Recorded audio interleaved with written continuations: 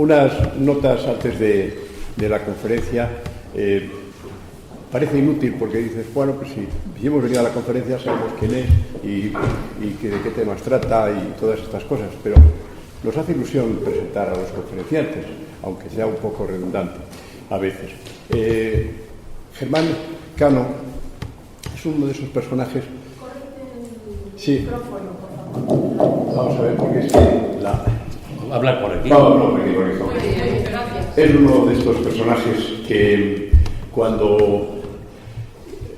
que es mejor tenerle cerca y prestarle atención, prestarle el oído cuando habla de ciertos temas. O sea, habla de temas de Madrid, tema de Madrid de los Austrias, cualquier parte de Madrid, hoy el rastro, pero cualquier otra parte de Madrid en cualquier época. Otro día pues estás con él y prestas atención porque está hablando de arquitectura mozárabe, por ejemplo, árabe, o está hablando de la Alhambra, de cosas así que dices, bueno, ¿cómo este hombre tiene tanta erudición sobre estos temas? Y la clave está en que es un hombre inquieto. Los hombres inquietos no siempre son fructíferos, pero que tiene claro cuál es la dirección, que tiene claro el norte, tiene claro su brújula intelectual. Entonces sí, porque su brújula tiende hacia el conocimiento. Y entonces cualquier cosa de las que él trata profundiza inmediatamente y luego es capaz de transmitirlo porque tiene ese don también, porque a veces los sabios, los que saben mucho, no siempre saben explicar. El conferenciante de hoy, Germán Cano, en la primera mitad de los años 2000, estuvo metido en un equipo de investigación que dirigía Miguel Molina Campuzano, que fue director de la Biblioteca Municipal y también decano del Cuerpo de Bibliotecarios, Archiveros y Arqueólogos. Y estaban ahí estudiando lo que eran los planos de Madrid de los siglos XVII y XVIII. Y eso, como producto de aquel equipo, pues salieron del trabajo de aquel equipo, salió un documento muy riguroso, un documento importante, que dio lugar a una edición de Madrid, Un siglo sin planos.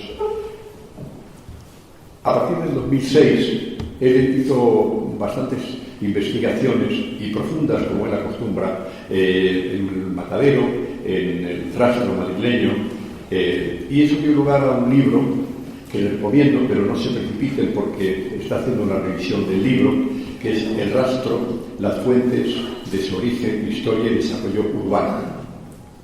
En el año 2009 participó como alumno, porque a él no le importa ser alumno y otras veces ser profesor, ser el que enseña, tiene esa humildad. Hizo un seminario importante de un laboratorio de arqueología y arquitectura de Granada. Y que naturalmente, entre otras cosas, estudiaron y vieron en profundidad la arquitectura residencial nazarí y morisca del barrio de Albaicín, que algún día nos tendrá que hablar de él. En los años 2010 y 2011, y con la autorización del patronato de la Alhambra, que es muy difícil obtener, bueno, es difícil ya para empezar entrar, es difícil conseguir las entradas, no quiero decir nada si además se trata de una autorización para hacer un trabajo de investigación, de análisis comparativo, como hizo de los cuadernos de dibujo de aquellos arquitectos y dibujantes franceses e ingleses que visitaron la Alhambra en Granada en el siglo XIX. Y en el 2014 pues, realizó también por la Universidad de Granada, también en la Universidad de Granada, un curso sobre la Alhambra, Historia, Arte y Patrimonio. Y desde el 2014 colabora como voluntario cultural en el Museo Arqueológico Nacional. Esto me da la idea sobre la marcha de que tendremos que hacer alguna visita a la Alhambra, guiados de la mano maestra de Germán y su gran saber sobre la materia. Y también tendremos que hacer muchas visitas, porque eso no se hace en un día, al Museo Arqueológico de su mano, si él es tan amable de orientarnos. Así que sin más, le pasamos la palabra a Germán Cano, que es el que la tiene y el que tiene hoy el derecho total de intervenir. No yo, que simplemente hace una pequeña introducción. Muchas gracias.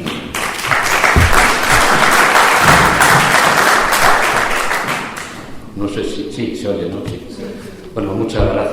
Ramos, me siento anonadado por tu presentación.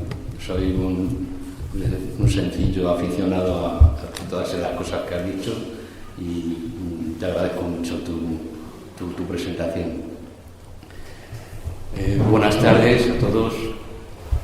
Quiero agradecer a la Casa de Cantabria y a la Sociedad Española de Antropología y Tradiciones Populares y a su presidente, Ramos Perera, la invitación a este foro para hablar sobre el rastro madrileño. Un tema para mí entrañable y que por circunstancias personales lo tenía un poco olvidado. También quiero daros las gracias a todas y a todos por vuestra presencia. El rastro, como todos conocemos, es un peculiar mercado donde tiene lugar un difícil y complicado reto: adquirir un objeto por medio de la afirmación del propio yo, unido a la pequeña gran victoria que simboliza el conseguirlo a través del regateo. Los antecedentes históricos de este popular mercado los tenemos en el foro romano, los zocos árabes y la tradición medieval de celebrar ferias semanales. Contaba Pío Baroja que el rastro, cuando era un adolescente y lo visitaba, él lo veía como un lugar muy curioso, de aire casi medieval. Allí se vendía todo lo inimaginable: ropas usadas, cuadros, dentaduras postizas, libros viejos, gafas, ruedas de coche, bragueros, zapatos. Si Baroja viviera hoy día y se paseara por el rastro, vería que ha cambiado notablemente el rastro de hoy día con el de aquellos años. No es el mismo rastro.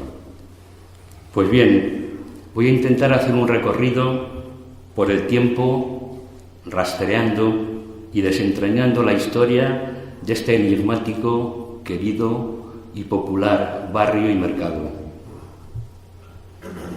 Tenemos ahí la primera foto, que es la base de presentación. Esta es una foto que está realizada por Carlos Saura, el director de cine. Fue un reportaje que hizo él el año 1960.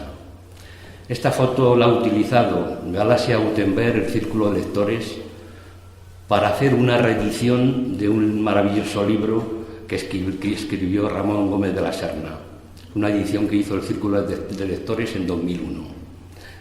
Me gusta muchísimo porque es una foto que hoy día no se puede hacer. No se puede hacer porque esto es la Ribera de Curtidores y ahí está todo lleno de árboles. O sea, es imposible sacar esa perspectiva en estos momentos, actualmente. Es una foto que indica muy bien todo ese movimiento de la arteria más importante que es la Ribera de Curtidores. La voz rastro. En cualquier diccionario que consultemos, ahora se está celebrando el 50 aniversario de la primera edición del diccionario de María Moliner, Diccionario del Uso del Español. Es un diccionario que me gusta mucho. Y el diccionario de María Moliner dice que la palabra rastro es el matadero de reses. También define al rastro como el lugar que en Madrid y otras ciudades se venden y compran objetos nuevos y usados. Este es el diccionario de la Real Academia Española de 1737. Y aquí hay una definición de rastro que me parece interesantísima, porque nos está dando un nuevo significado de lo que es la palabra rastro, que cuando leíamos las definiciones del María Moliner no figuraba.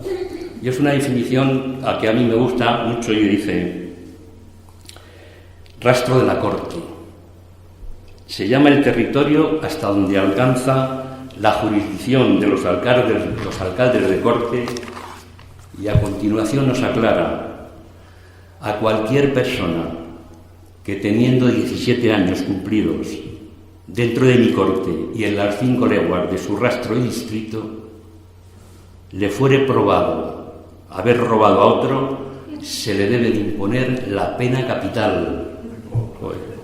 No se andaban con chiquitas en el reinado de Felipe V, no se andaban con chiquitas.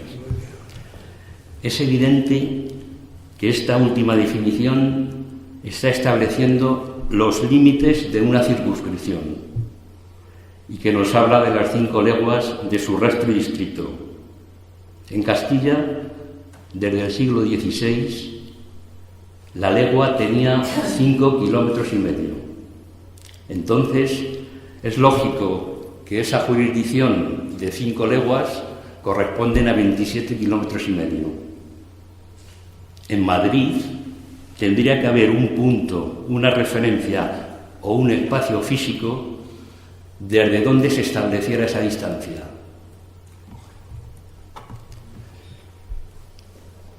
Aquí vemos un plano de un acontecimiento en la historia de Madrid en 1503, nos va a facilitar conocer desde dónde se medía esa distancia. Esta diapositiva es de un espacio urbano últimamente muy de moda en Madrid, creo que todos lo conocéis, es la Latina, y la imagen es la conocida calle de Toledo. Aquí es donde estaba el punto llamado rastro, y casi con toda seguridad desde donde se establecía la jurisdicción de los alcaldes de corte. Vamos a verlo ahora. El edificio que hoy vemos aquí ocupa el mismo solar en donde estuvo el antiguo hospital y monasterio de la Latina. Ahora existe un pequeño oratorio donde vive una reducida comunidad de religiosas de la orden concepcionista franciscana. Bueno, Mira, ese es el edificio. Esta casa no tiene nada que ver, o sea, aquí está la boca del metro de Latina, y ese es el edificio que actualmente ocupa lo que antes era el hospital y el monasterio. Aquí tenemos un plano de la zona de la Latina. Es un plano de 1500, que está imbricado en un plano actual. Hay un interesante trabajo de investigación que se publicó en la revista Madrid Histórico de José Manuel Castellanos, es un amigo mío, y explica un poco todo lo que es el proceso de construcción del hospital y del monasterio. Aquí vemos, mirad, esta es la muralla cristiana del siglo XII. La calle Cava Baja y la Cava Alta, la calle de Toledo y la Plaza de la Cebada. Y en este espacio es donde se va a construir el monasterio y el hospital. Pero lógicamente, para construir ese edificio, monasterio y hospital, hay que desmontar un matadero que había al lado. ¿Qué es este matadero? Es un matadero que sale desde el año 1452. Es un matadero de Juan de Vargas. En esta época los mataderos eran privados. O sea, a partir de 1496 se hace el primer matadero municipal, que es el que se conoce como Matadero Viejo del Rastro, que estaba en la Ribera de Curtidores número 3, que luego hablaremos de él.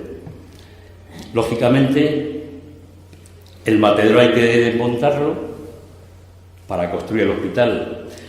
Entonces, esos terrenos eran de Francisco Ramírez. Francisco Ramírez era el marido de la Latina, de Beatriz Galindo. Francisco Ramírez muere en 1498 en Montefrío en una batalla contra los moriscos, y la Latina hereda todos estos terrenos. La Latina, como es muy amiga, es una persona muy culta, amiga de Isabel la Católica, dicen que fue profesora de latín, parece ser que sí, bueno, de la camarera real, la pide a la reina Isabel, por favor, que se desmonte este matadero, porque ya quiere hacer ahí el hospital. Y fijaros vosotros la importancia que tenían los mataderos en esa época. El matadero, yo hice un trabajo de investigación sobre la correspondencia que hay entre los reyes católicos y el concejo. Es un trabajo de investigación que está publicado en la revista Madrid Histórico. Pues se tardó 18 meses en desmontar el matadero. 18 meses. ¿Por qué tanto tiempo? Porque todos los derivados de la carne eran muy, muy importantes en esa época. O sea, los curtidores, en fin, todo lo de... Y solamente... Creo que solamente había otro matadero y otro que estaba por Santo Domingo. Entonces se tarda muchísimo, hay una presión tremenda. Los reyes católicos están presionando, parece mentira, pero yo he hecho una investigación a fondo y es verdad. Y hay un ultimátum escrito en Alcalá de Henares de los reyes católicos contra el concejo, en el que les dicen que como no se empiece a derruir el matadero, los meten a todos en la cárcel, a todo el concejo. O sea, unas medidas muy duras. Pero bueno, al final se consigue desmontar el matadero, y este matadero, cuando se desmonta de ahí, se lleva a un sitio que se llama la Cuesta de los Ciegos. La Cuesta de los Ciegos está en las Vistillas, en la zona de las Vistillas. Es una calle que va desde la zona donde está el seminario a la calle Segovia. Se lleva ahí al matadero. Entonces, el punto de donde se medía la jurisdicción es este punto, que está aquí, prácticamente a la esquina del hospital. Y ahora vamos a ver por qué se sabe que ese es el punto.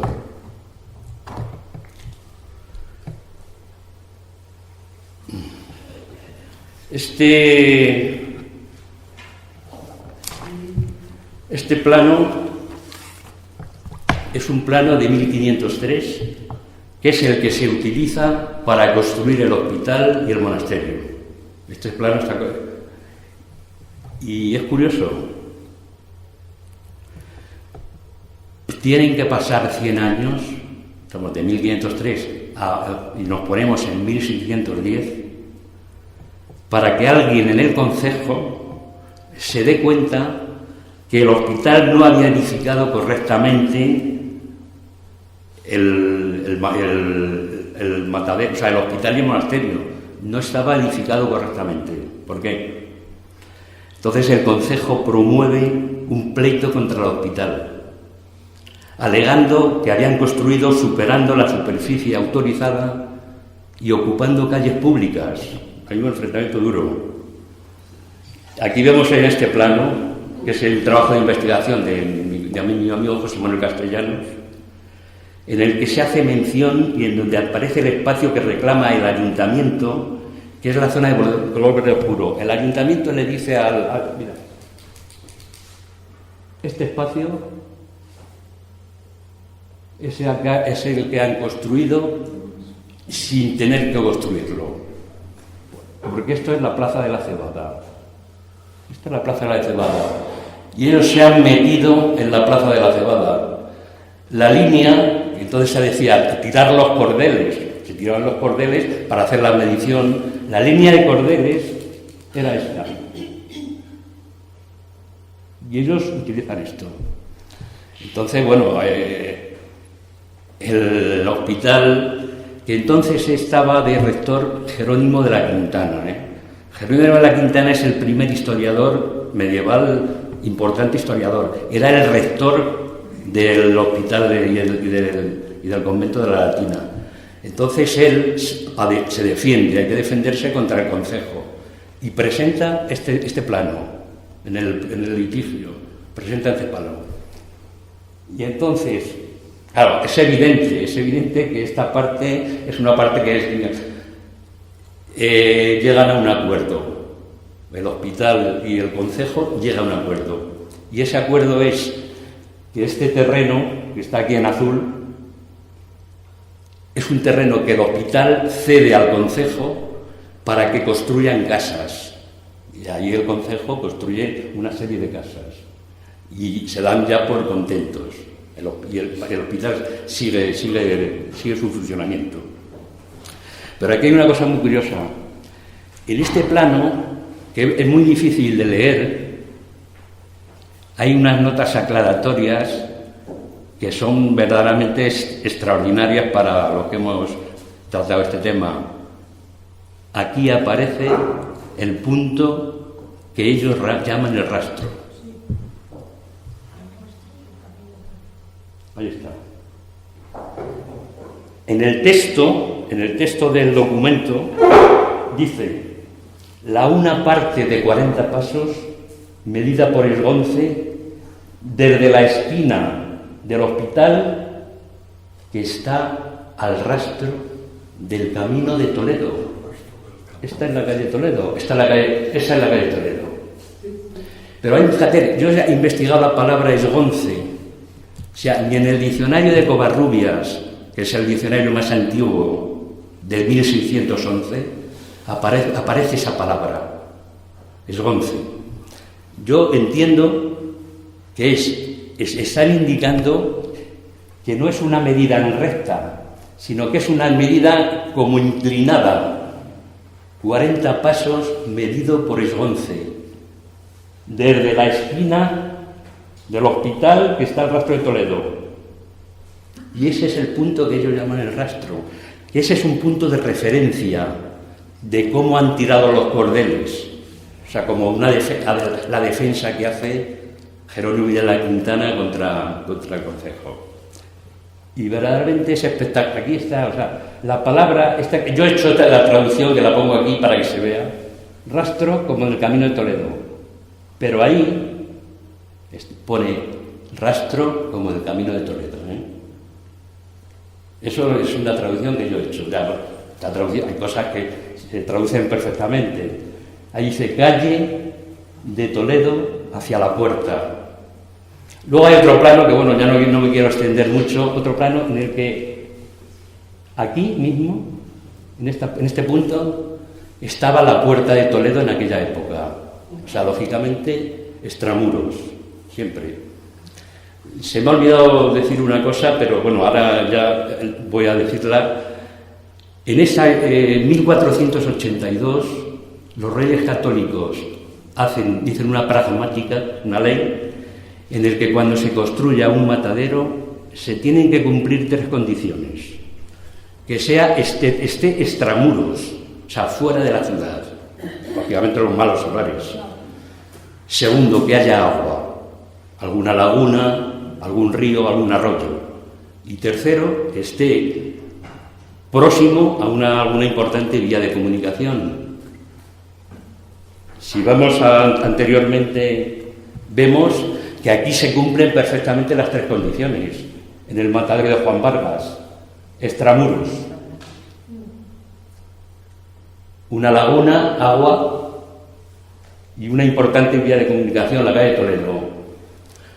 Todos los mataderos que yo conozco y que he estudiado del rastro, que había 3 mataderos, luego lo veremos, todos cumplen esa condición de esa pragmática de los reyes católicos. Bueno, no solamente en esa época, cuando se desmonta el matadero de la Puerta de Toledo, en el principio del siglo XX, y se lleva a Legazpi, ahí tenemos el río Manzanares. Y estamos a las afueras de Madrid. O sea, siempre se cumplen esas condiciones, esas 3 condiciones. Aquí se me ha olvidado decir, bueno, quizás me estoy extendiendo mucho, pero creo que es importante. Se me ha olvidado decir una cosa. Aprovechando que se desmonta el matadero de Juan de Vargas y se hace el hospital, aquí se va a hacer una obra pública de las más importantes que se han hecho en Europa. Y es lo siguiente, la cava baja y la cava alta son fosos de muralla.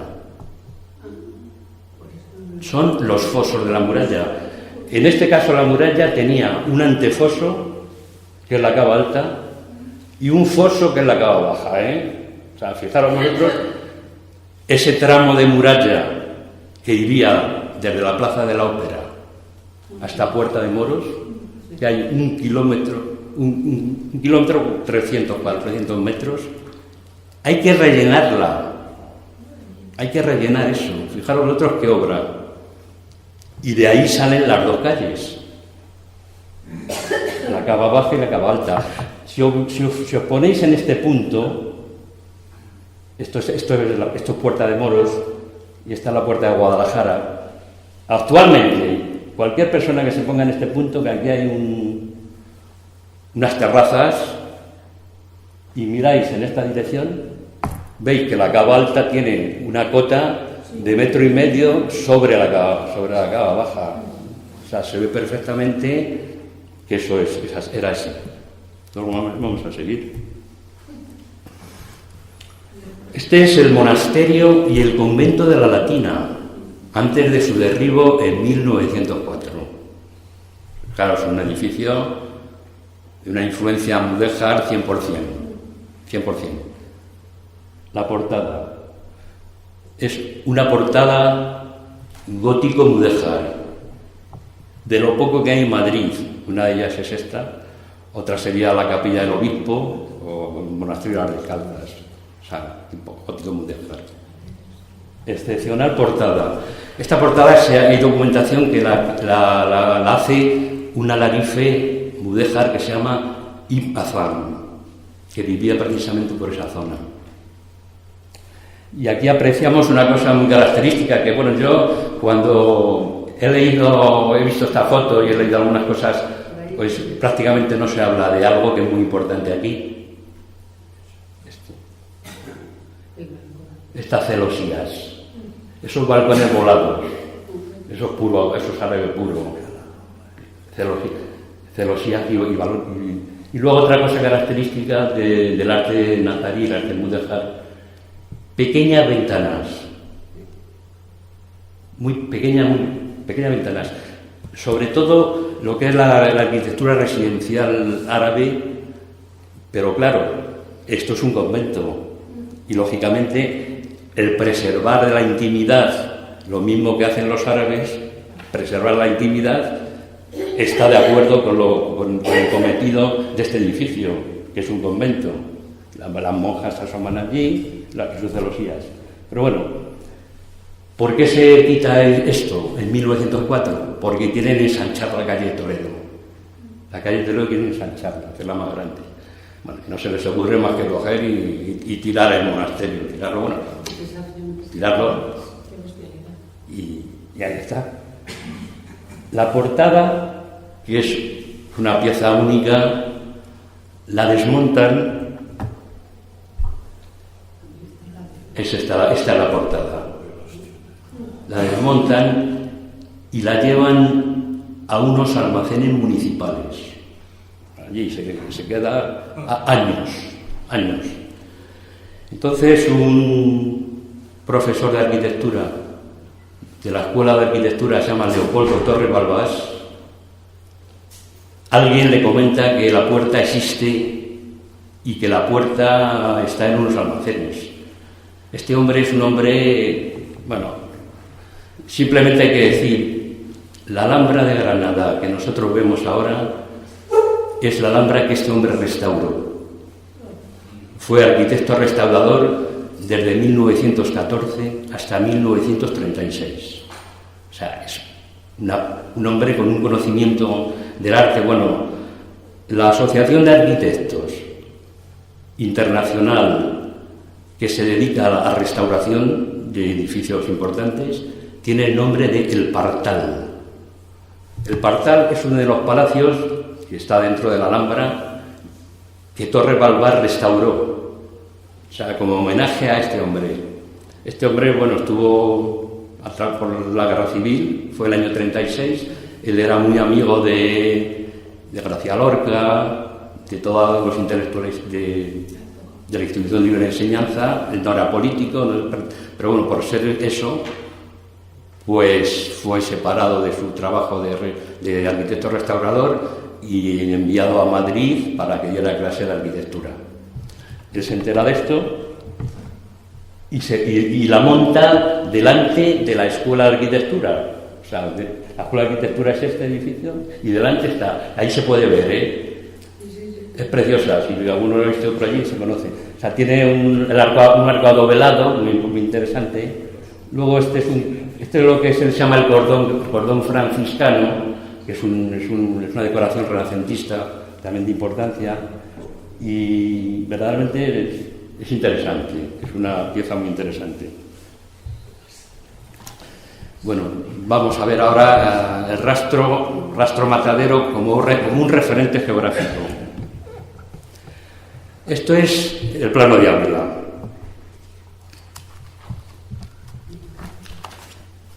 Bueno, de todo lo anteriormente que hemos visto, deducimos que no solamente la palabra rastro significa matadero.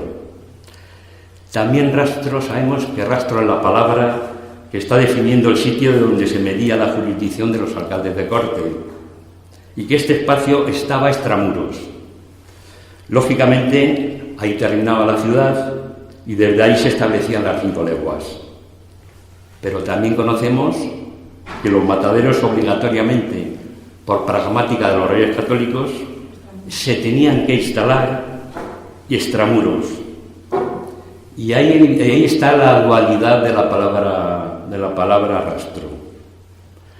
Esa coincidencia de las dos funciones, del rastro como matadero y como jurisdicción, no solamente ocurre en Madrid, existe en otras muchas ciudades españolas. Yo he estudiado algunas, cuando he ido voy de viaje, de vacaciones o por ahí, observo porque donde hay una plaza o una calle que se llama rastro. Y hay muchas ciudades. Vamos a ver los ejemplos de Ávila, de Úbeda y de Granada. O sea, esto es Ávila. Está la muralla norte de Ávila y aquí la muralla sur.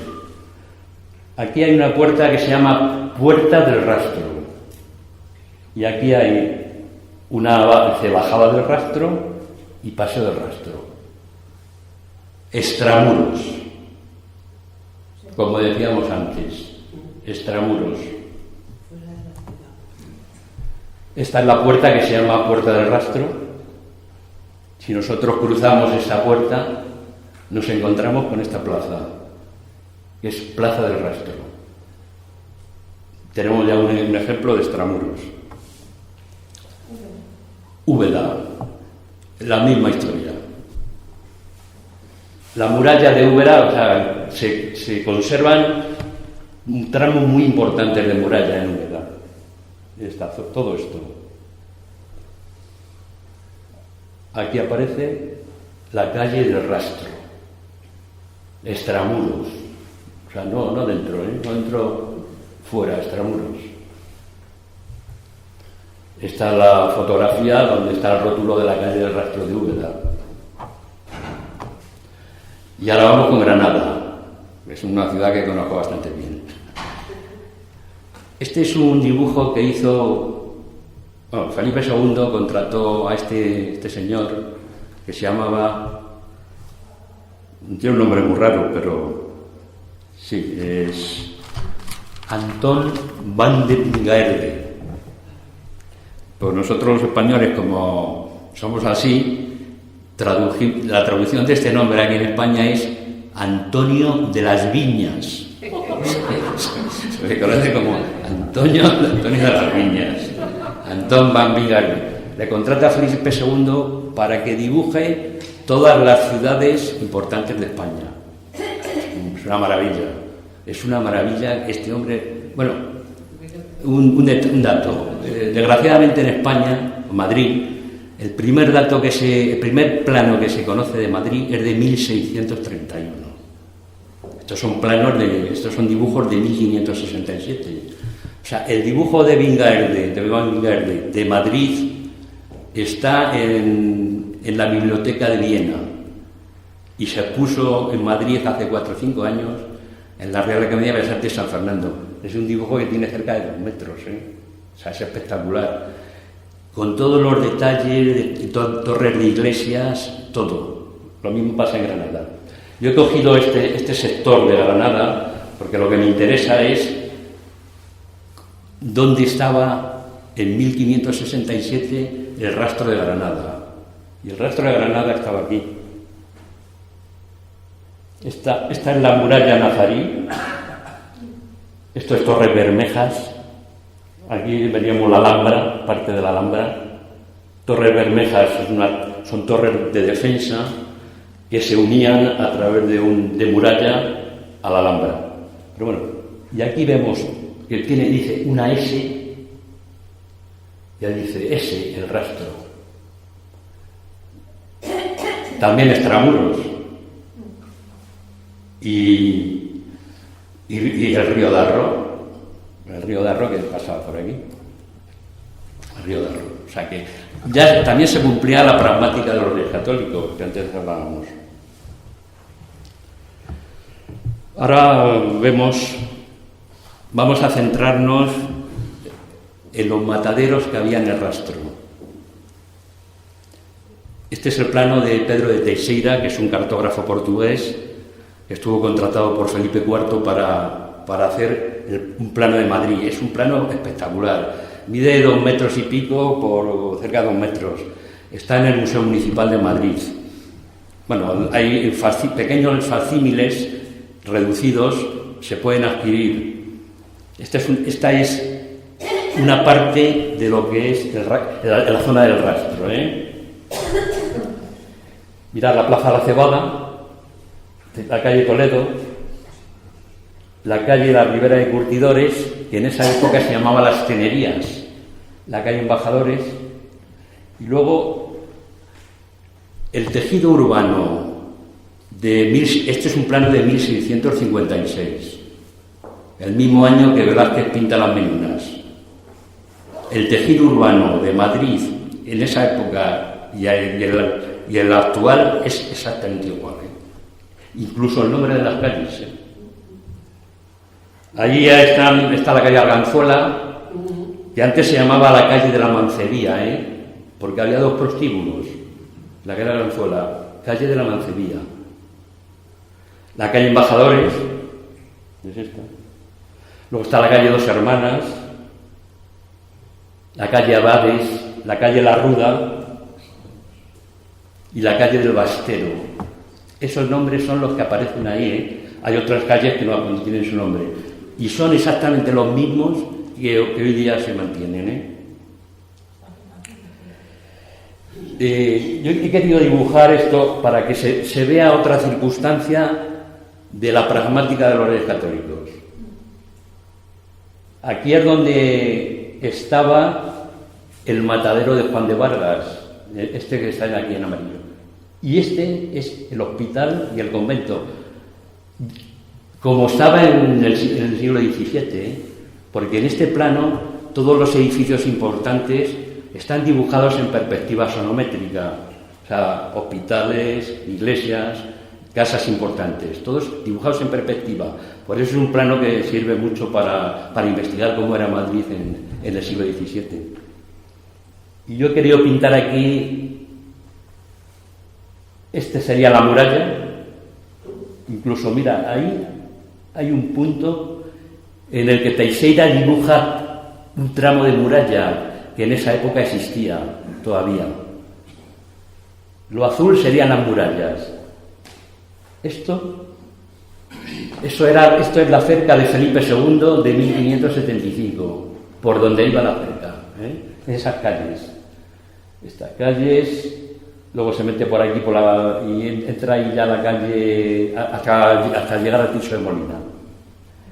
Y luego, aquí abajo, la cerca de Felipe IV de 1632. Este es el matadero de la Puerta de Toledo. que estuvo funcionando hasta el principio del siglo XX. Después hubo un mercado del pescado.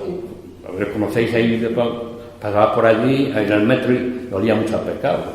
Y después se hizo el centro ese comercial de anticuarios, que fue un fracaso, y ahora es un edificio de la Universidad Carlos III, quien ha comprado eso.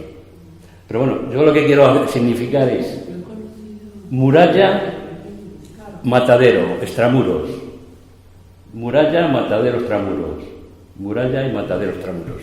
O sea, se siguen cumpliendo las condiciones de la pragmática de los Reyes Católicos. Una cosa curiosa, este es un detalle de la Ribera de Curtidores, y aquí está el patio de lo que fue el matadero viejo del Rastro, un matadero que se crea en 1496, y ese es el corral, ese patio es el corral. Pero nosotros entramos ahora en el número 3 de la Ribera de Curtidores y nos encontramos con esto, una corrala, y el patio de la corrala está en el mismo sitio donde estaba el corral del matadero viejo del Rastro. Vamos, está clavado, clavado. Bueno, vamos a entrar ya en los mercados ambulantes.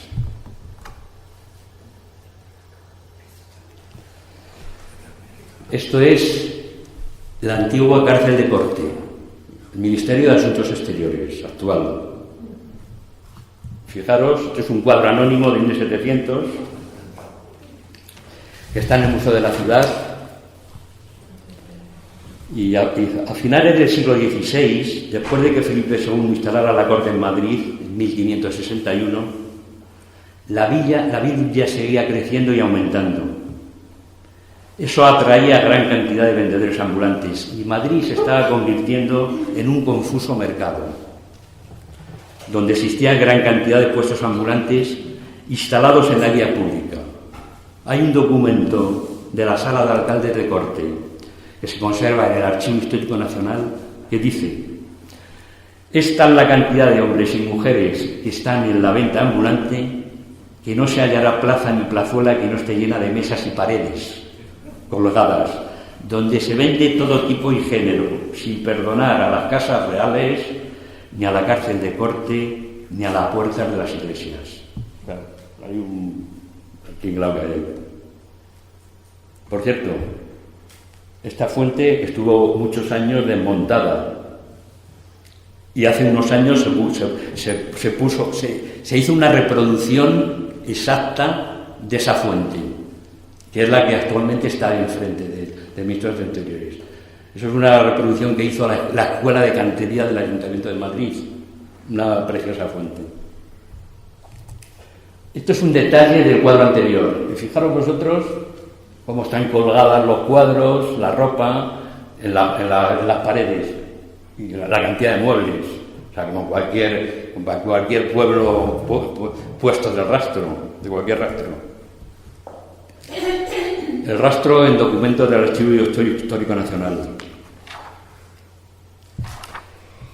En el Archivo Histórico Nacional hay una documentación muy interesante de 1618.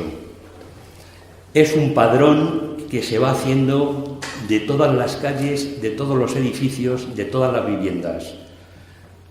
Se escribe unos asientos donde aparece el nombre, la persona, la función que tiene, en qué trabaja, los metros cúbicos que tiene la casa, o sea, los metros cuadrados, y en función de eso tiene que pagar una tasa. O sea, es una tasa que hay que abonar. Entonces, esto, dice, mira, el documento va haciendo un padrón casa por casa y recorrer manzana por manzana.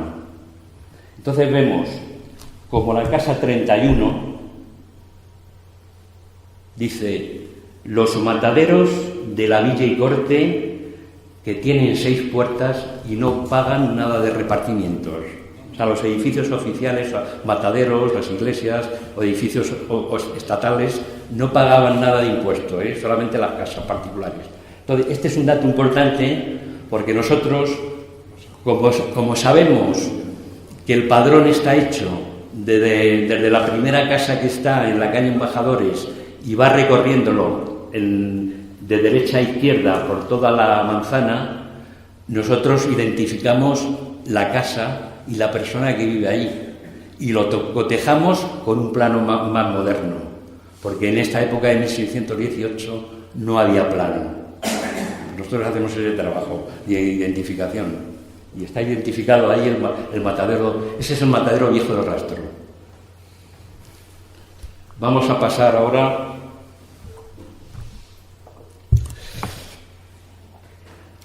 vamos a ver. Siempre se ha especulado en saber desde cuándo existe oficialmente el rastro. Hay gente que ha escrito, bueno, sí, puede ser desde el siglo XV, el siglo XVI, pero bueno, era un mercado que no estaba autorizado, era un mercado que estaba funcionando, llevaban ahí las fuerzas de seguridad, los echaban, en fin, toda esa problemática que había siempre con el rastro. Este documento es una instancia al ayuntamiento del año 1811 en el que Juan Antonio García se presenta como tratante de todo género de quincalla y otros efectos y que tiene un cajón sito en la Ribera de Curtidores y que paga anualmente 400 reales y que tiene 2 licencias de vuestra excelencia. Aquí viene lo importante. Una licencia es para vender todos los días del año, aunque sean feriados, y la otra para los días de fiesta. Para los días de fiesta. Esta instancia era para que el concejo mediara sobre un litigio entre este comerciante y otro que había instalado unos tinglados al lado del suyo. Bueno, pues aquí tenemos un importante dato de que por esas fechas, en 1811, el ayuntamiento ya había concedido oficialmente permisos para instalar puestos ambulantes en días festivos. Y esto creemos que sería el antecedente del mercado ambulante del Rastro. O sea, el primer permiso que concede el ayuntamiento es 1811. El Rastro y el urbanismo del barrio. Este es un plano parcelario de la Junta General de Estadística de 1865. Y aquí, curiosamente, aparecen unos puestos aquí, que esto sería el mercado de la cebada. En la plaza de la cebada aparecen ya dibujados unos puestos, que es lo que sería posteriormente el mercado de la cebada. Aparece este edificio que está rayado, que es la Casa Matadero del Cerrillo del Rastro, que estaba instalada donde hoy es la plaza del General Vara de Rey. Es un matadero importante que hubo hasta 1800 y pico. Y por primera vez, en un plano oficial de Madrid, aparecen los puestos del Rastro. Ahí están estos. Están en lo que es hoy la Plaza Cascorro. O sea, en este pequeño espacio aparecen ya por primera vez dibujados unos puestos. Son de ese Rastro.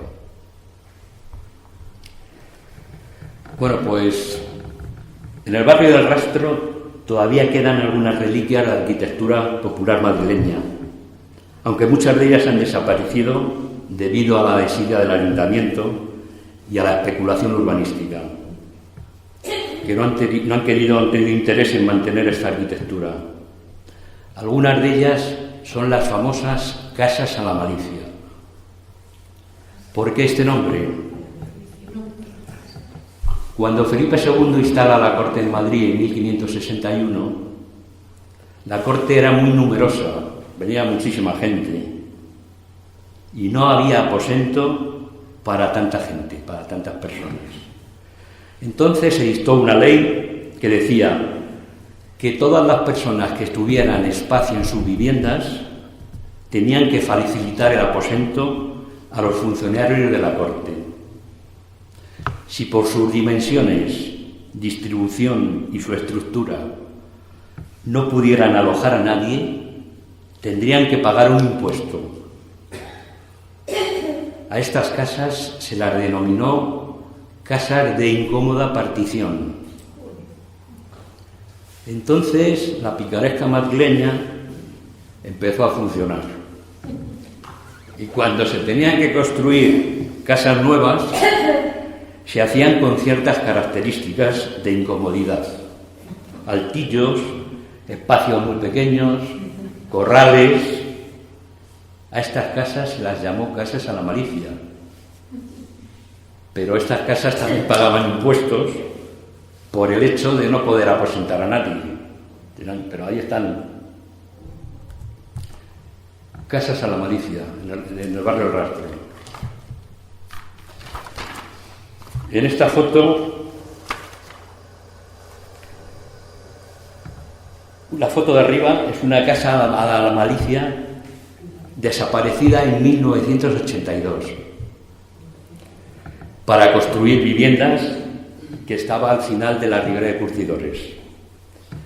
En la foto de abajo está el patio interior de una casa a la malicia en la Plaza General Vara del Rey. Actualmente esta casa está rehabilitada, ha quedado francamente bien. Estas fotos están hechas en 1980. Las hice yo en 1980. Prácticamente ya no queda prácticamente ninguna. Esta foto que vemos ahí es una de las casas más antiguas de Madrid y es una de las casas catalogadas como de arquitectura popular madrileña. Su estructura con vigas de madera y muros estaban construidos con materiales de derribo, pero tenía una particularidad. En su interior había un patio rectangular rodeado de corredores, o sea, que esta era una auténtica corrala de dimensiones reducidas. Estaba en la calle de Embajadores 42, esquina a la calle de Rodas. Digo estaba porque ya no está. Fue declarada en ruina el año 2001 y después de muchos años de deterioro fue derribada en enero de 2012. Estas son fotografías de 1996, también hechas por mí. En este año estaba habitada. Aquí vemos que la fachada daba a la calle de Rodas, donde había una bodega, y su estado era todavía aceptable. Esta es la misma casa con fachada a la calle de Embajadores. En la esquina había una taona funcionando. Esta casa es una demostración de la desidia que existe por parte de los organismos oficiales de dejar destruir un patrimonio que, aunque no es que sea una arquitectura de gran prestigio, sí se debería de conservar, pues son las señas de identidad de una arquitectura popular de un tradicional barrio como el Rastro. Aquí vemos esta foto en enero de 2012, con la casa ya derribada y levantando una valla. Así sigue. Sigue la valla. Aquí tenemos otra casa de arquitectura popular muy parecida a la anterior. Esta ha tenido mejor suerte. Está situada en la calle Fray Ceferino González, la popular conocida calle de los Pájaros. Esta fotografía está tomada en 2001 y ya tenía importantes síntomas de deterioro. Pero la propiedad, quizá con más sensibilidad que la de la casa anterior, optó por rehabilitar la fachada, las cubiertas y el patio interior. Su tipología es de una corrala con corredores en 3 crujías. Esta es la casa en la actualidad después de su rehabilitación. Yo creo que ha merecido la pena. De lo que estaba antes y cómo está ahora. Madrid tiene desde marzo de 2013 una casa solariega del siglo XVII menos y un solar más. El ayuntamiento demolió este edificio que era de su propiedad, situado en la calle de Embajadores 18, por amenaza de ruina inminente. El inmueble tenía un nivel de protección 2 y formaba parte de lo que se conoce como Conjunto Histórico de la Villa de Madrid, cerca y arrabal de Felipe II. Escudo de armas de la casa de la familia Osorio Villalobos, que estaba en la fachada de la casona derribada anterior. El arquitecto Álvaro Bonet, de la Asociación Madrid Ciudadanía y Patrimonio, se interesó de cómo se estaba realizando la demolición. Fue y preguntó a los operarios que estaban derribando el edificio por el destino del escudo de la fachada, y le contestaron que se había desplomado y hecho añicos contra el suelo.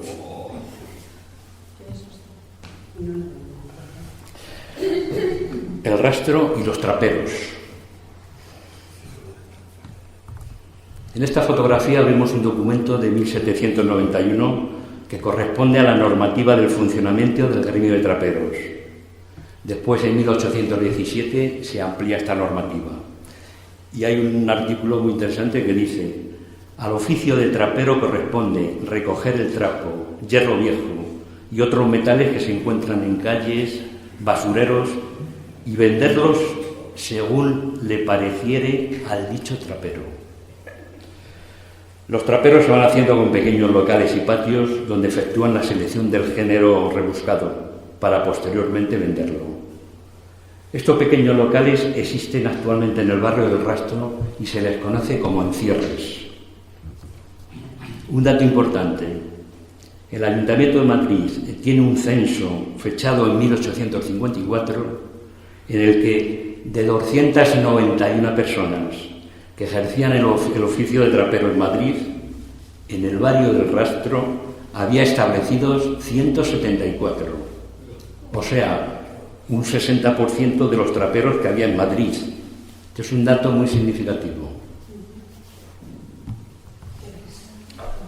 El carro de los traperos. Esta es una imagen que muchos de nosotros recordamos, sobre todo los que tenemos cierta edad. Es un carro de traperos y vemos a la mujer que está cargando el carro. La foto está tomada en plena Puerta del Sol. Podría estar fechada en la década de los 60. Ahí está el Banco Vizcaya, que actualmente es el Banco Bilbao Vizcaya, que sigue estando ahí en ese mismo sitio. Esto es curiosísimo. La memoria del rastro.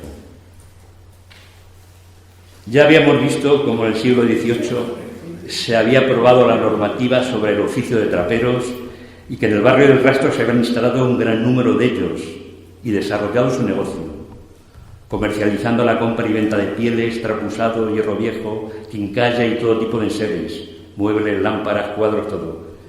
Este comercio va a dar lugar a la aparición de un lucrativo negocio que son las almonedas y las antigüedades.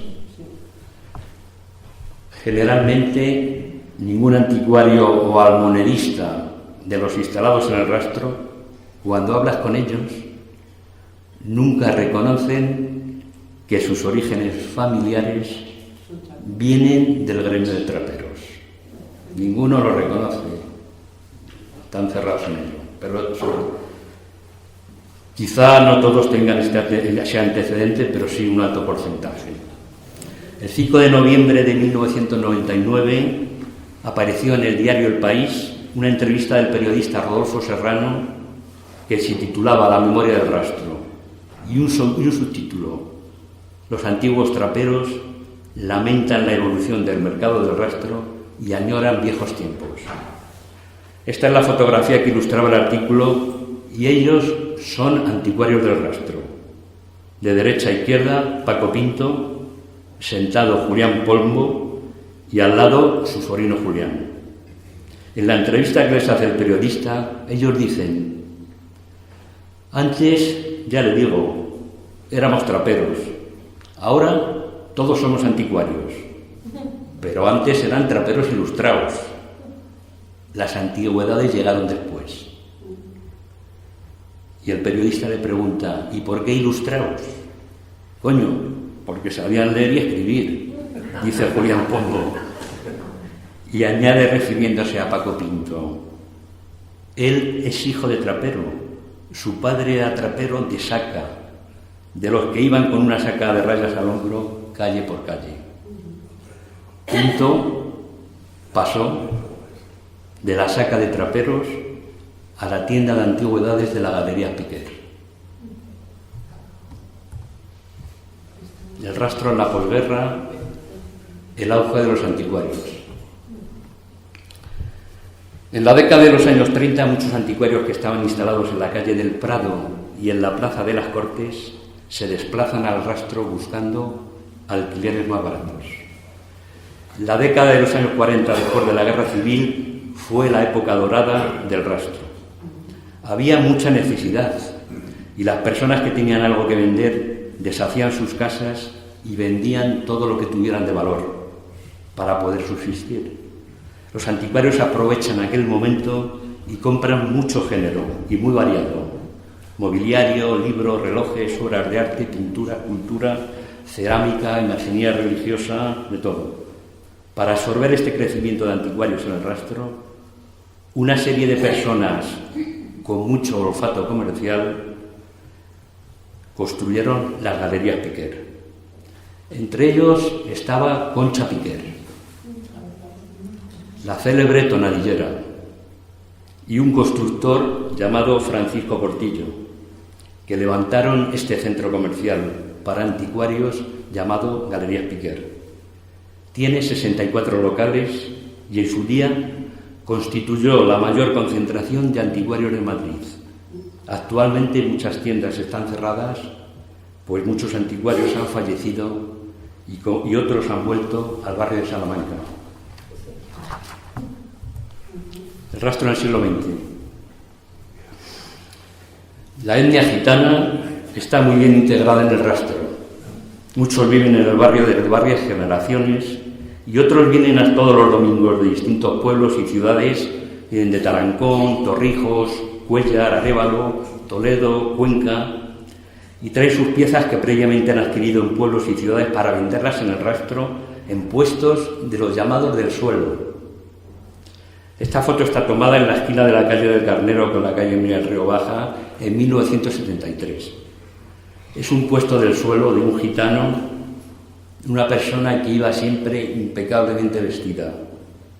Pero aquí, en este puesto, aunque sea del suelo, hay objeto que no vemos en otros muchos, ni incluso en almonedas. Aquí hay piezas de cierta calidad, como son platos de cerámica de Talavera, del Puente del Arzobispo y de Manises, de finales del siglo XVIII y el XIX. Y también hay una colección de jarras de pico del oro del siglo XIX. Esta persona era muy particular, no dejaba que nadie le fotografiara ni que tocara lo que tenía expuesto. Los calderos de cobre delante del bordillo de la acera los ponía para que nadie se pudiera aproximar y tocar las piezas. Hombre muy bonito.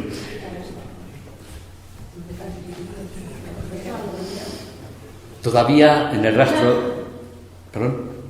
rastro todavía de vez en cuando es probable encontrar interesantes cerámicas, aunque no sea en almonedas o anticuarios.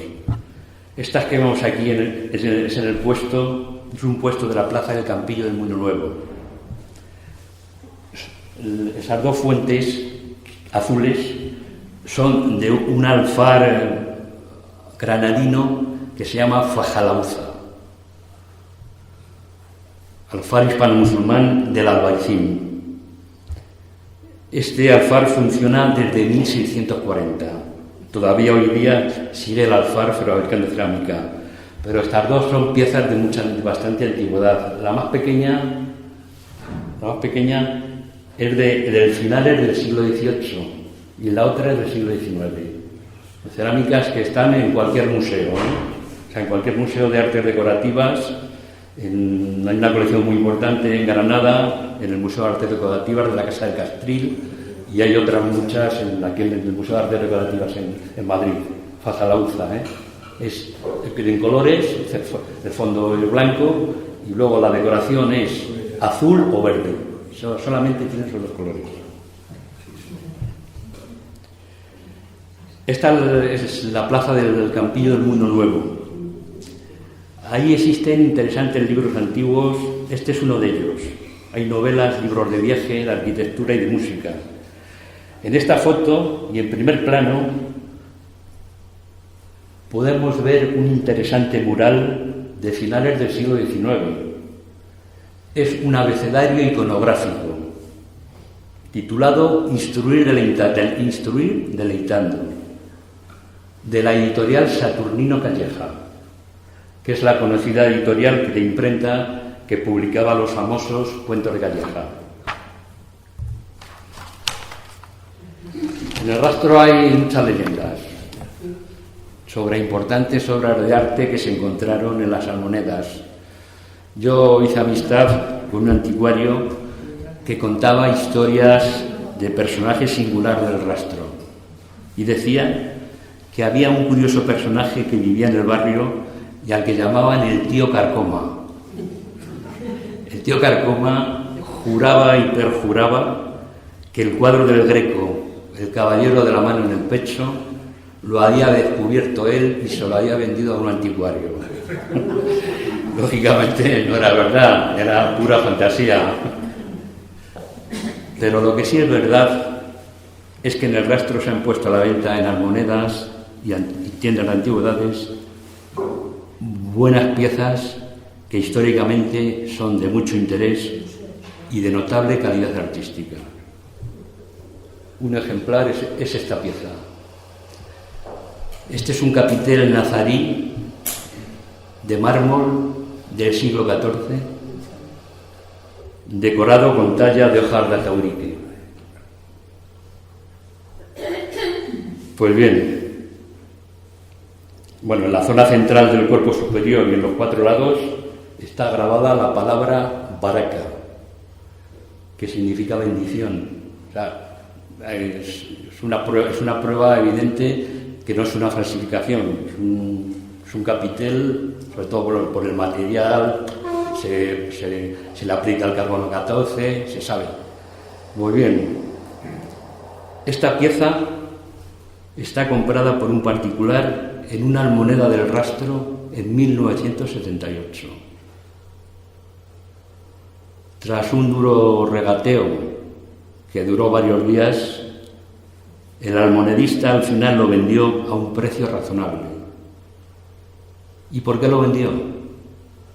Pues es que el vendedor era un acérrimo aficionado al fútbol y en esos momentos no tenía suficiente liquidez y necesitaba renovar el abono anual del Real Madrid. El abono anual del Real Madrid a toda costa. En 1982, el comprador vendió el capitel al Museo Arqueológico Nacional, donde hoy día se puede ver en la sala 23. Llegamos al final y quiero hacer un pequeño homenaje a Ramón Gómez de la Serna, el genial y prolífico escritor, gran amante y conocedor del rastro.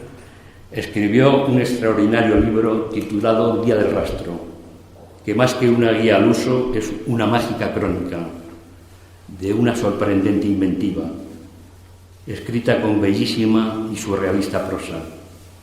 Él decía que el rastro, más que un lugar de cosas, es un lugar de imágenes y de asociación de ideas. La idea que yo asocio a este peculiar mercado es como si fuera un espacio escénico, donde todos los domingos se celebra una insólita y curiosa representación teatral. Si observamos detenidamente, sentimos que estamos en un ámbito enigmático y de singular atractivo. En nuestro lento deambular observamos a nuestro alrededor curiosos personajes que están desgranando una erudita retahíla sobre la calidad de una cerámica o una interesante conversación delante de un óleo en el que alguien intenta certificar la autoría de tal o de cual pintor. Verdaderamente es un escenario fascinante, con todo un abanico de tipos humanos donde se percibe claramente el sentido y el latido de la vida. Yo estoy de acuerdo con la opinión de Luis Carandel, que dijo: después del Museo del Prado, el Rastro es lo más conocido internacionalmente. Estos son dos lugares que cuando viajamos a Madrid hay que volver a ver una y otra vez. Y yo modestamente añadiría: el Rastro es ese curioso, enigmático y centenario mercado ambulante que en mi memoria se remonta al dominical paseo que daba con mi padre y mis hermanos, y al que recuerdo que recorría y sigo recorriendo desde que tengo uso de razón. Muchas gracias.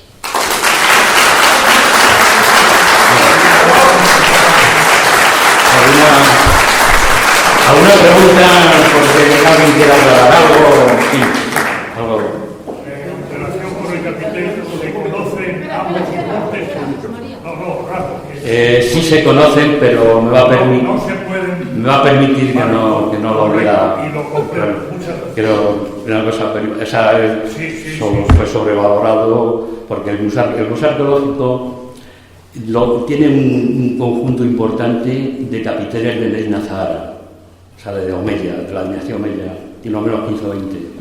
De la dinastía Canazarí solamente tenía 3 y les interesaba mucho adquirirlo. Entonces ya se llegó a una negociación y será un enorme. Sí. Perdón. Sí. Nicolás.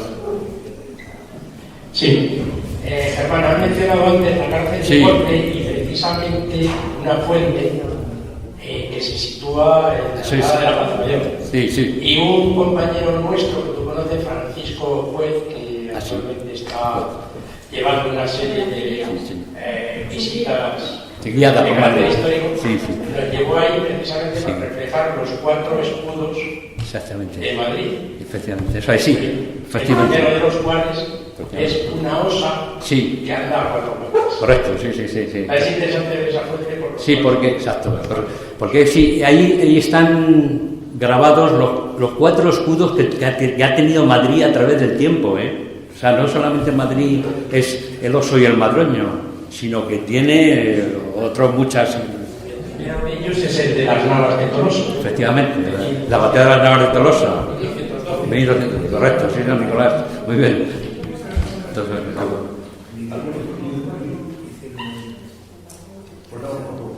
hay que darle las gracias, ¿no? Porque ha sido sobre el actual, sobre el resto actual. Sí. Pregúnteme. Hay cosas que sea, a lo mejor no sé, cosas que ignoro. Es súper interesante y a veces me he perdido por ahí porque de niña me llevaban a verlo y lo he disfrutado. Pero yo quería, hace muchos años ya que no voy, y no sé si usted tiene referencia de cómo es el rastro actual. Ya ha dicho algo, ¿no? Pues que digamos que los anticuarios y demás se han ido al barrio de Salamanca. O sea, no sé si sigue existiendo algo todavía que merezca la pena. Sí. Bueno, cuando yo paseo por el Rastro, lo que no suelo ir nunca es en la Ribera de Curtidores. O sea, actualmente la Ribera de Curtidores se ha convertido en el clásico mercadillo de ropa que hay en cualquier pueblo, en cualquier barrio. O sea, para ir al Rastro todavía hay que ir a la calle Carlos Arniches, calle del Carnero, calle Mira el Río Baja, todo lo que está paralelo a la Ribera de Curtidores, pero más cercano a la calle Toledo. O sea, ahí todavía, sobre todo en tiendas, o sea, en el suelo, lo que llamamos puestos del suelo, ya cada vez menos, porque además se da una circunstancia, no sé si se me oye bien.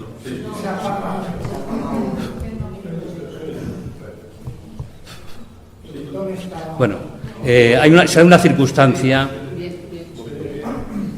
y es que ahora mismo no. Sí, ahora. No, ahora sí. Se da una circunstancia. Es que ahora mismo casi todas las personas de la etnia gitana que venían de todos esos pueblos pasando frío, pasando calor, buscando ya no existen, han fallecido. Hay algunos hijos todavía pero ahí se daba también un caso que yo también he conocido. Cuando ellos traían una pieza importante, la guardaban. ¿Por qué? Porque venían los anticuarios a buscarla y ellos sabían quién es el que le interesaba la cerámica, quién es el que interesaba un cuadro. No, la mayoría de las veces no tienen las cosas puestas a la venta. O sea, eso me refiero a los que vienen trayendo cosas de cierto interés. Luego sí hay almonedas y hay tiendas de antigüedades. Bueno, hay una tienda de antigüedades. Cuando se hizo la Galería Piquer, enfrente mismo, están las nuevas galerías. Que es otro edificio que tiene muchas tiendas. Bueno, ahí la primera tienda de antigüedades, que son dos hermanos. ¿A la izquierda? Según se Sí, contra la izquierda, han fallecido, son dos hermanos muertos. Eso es, sus orígenes entre sus abuelos eran traperos. Yo nunca la reconocía, pero bueno. Ellos tenían una colección de lámparas de la granja impresionante, más de 40 lámparas de la granja. Tenían un local, que un día yo acompañé a un amigo mío que les conocía y nos lo enseñó. Lámparas de la granja, ellos habían vendido a Patrimonio Nacional, lámparas para Aranjuez o para Río Frío, auténticas lámparas de la granja. Es una cosa impresionante. Cuando entrabas en esas naves, pues tenían auténticas naves, obras de arte espectaculares. Luego hay otro anticuario también que es gitano, que está en las mejores exposiciones, ferias de antigüedades. Ese tiene Niño Jesús de Martínez Montañés, que ahí está mi mujer, que le gustó mucho y entramos a ver. Era de la escuela de Martínez Montañés. Tiene dos Niños Jesús maravillosos. Ahora, son 24.000 euros, 30.000 euros, lo que valen. Son piezas pargueños maravillosos del 16. Eso todavía se ve en las tiendas antigüedades. Ya en el suelo, esas cerámicas que ellos enseñaban ahí, son del año 79, 80, eso ya no sale, eso ya no sale. ¿Y los contratos siguen siendo igual para días festivos? Sí, yo recuerdo cuando funcionaba toda la peseta, el metro cuadrado había que 40.000 pesetas al año, un metro cuadrado, Y ahora estará alrededor de 90 o 100.000 pesetas el metro cuadrado al año. Ya no cuentan un puesto que tiene 2 metros, 3 metros, que sale del suelo. O sea, es un dinero al año que pagan también. Muchas gracias. Sí, oye. No, que quería darle las gracias en nombre de la Casa de Cantabria porque nos han encantado este recorrido histórico que nos ha hecho por el rastro y la verdad que ha sido interesantísimo y hay pocas oportunidades de escuchar una conferencia tan interesante. Y luego también a nuestro amigo Ramos Perea por traernos a gente tan interesante y que además lo ha explicado de una forma didáctica que nos ha gustado, con las filminas, ameno. Bueno, pues gracias a los dos. Gracias.